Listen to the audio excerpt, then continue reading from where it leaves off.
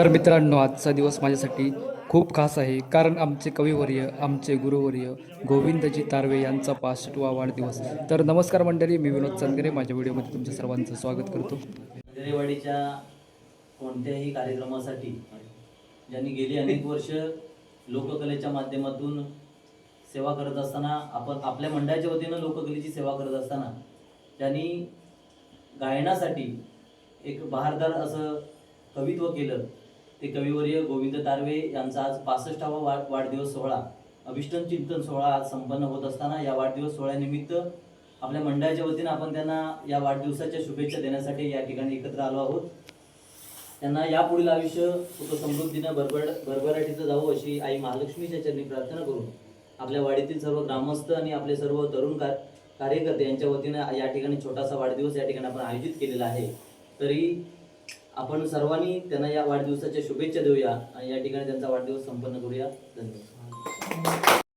शब्दांना भावना देणारे, कवितेतून माणुसकीचा सुगंध पसरवणारे, आपल्या लेखणीतून अनेकांच्या मनावर अधिराज्य गाजवणारे आपल्या सर्वांचे लाडके कविवर्य गोविंदजी तारवे यांना 65व्या वाढदिवसाच्या मनपूर्वक शुभेच्छा. आजचा दिवस फक्त वाढदिवस नाही, तर त्यांच्या साहित्य प्रवासाचा, संस्काराचा आणि प्रेरणादायी कार्याचा उत्सव आहे. 65 वर्षाचा हा प्रवास म्हणजे अनुभवाची शिदोरी, प्रेमाची ऊब आणि समाजासाठी दिलेले अमूल्य योगदान. त्यांच्या प्रत्येक कवितेत जीवनाचं तत्त्वज्ञान आहे, प्रत्येक शब्दात संस्कृतीची ओळख आहे आणि प्रत्येक रचनेत माणुसकीचा संदेश आहे. खरोखर या मंडळाचं मला एवढं कौतुक वाटतं की माझ्या आयुष्यात हा माझा पहिलाच प्रसंग आला आहे का की माझं एवढं कौतुक कुणीही केलेलं नाही. वाढदिवस हा मला माहिती नाही, माझ्या मेवण्याचा वाढदिवस आम्ही लग्नानंतरही केलेला, पण माझं कौतुक करणारे आज आज्ञेश्वर महालक्ष्मी नमन मंडळ, जागृती मंडळ, महिला मंडळ यांनी माझं आज कौतुक केले, माझा आज वाढदिवस केली 65वा. त्यांना सगळ्यांना माझ्या शुभेच्छा. आणि आज माझा वाढदिवस मी पहिल्यांदाच बघतो ना, तर कोणीही केलेलं नाही.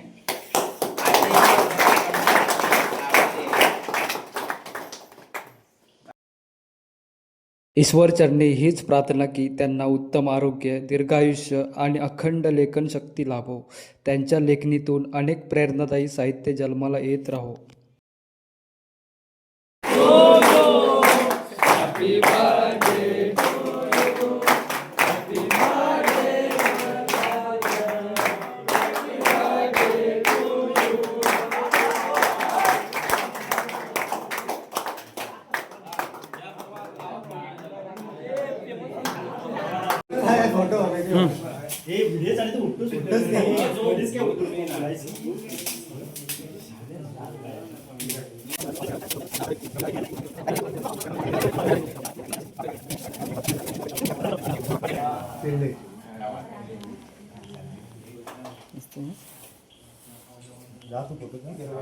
तू काढला सगळं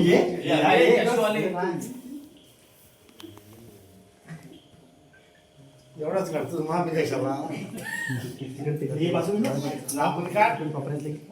ते घेतलेत मग अशा अभ्यास घेतलेत त्यांना.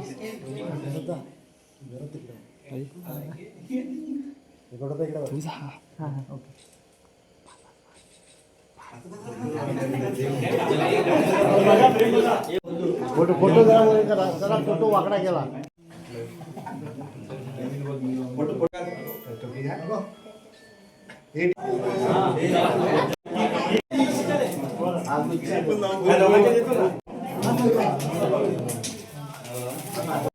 टेटसला पाहिजे रे सर्वांच्या. हो भाऊ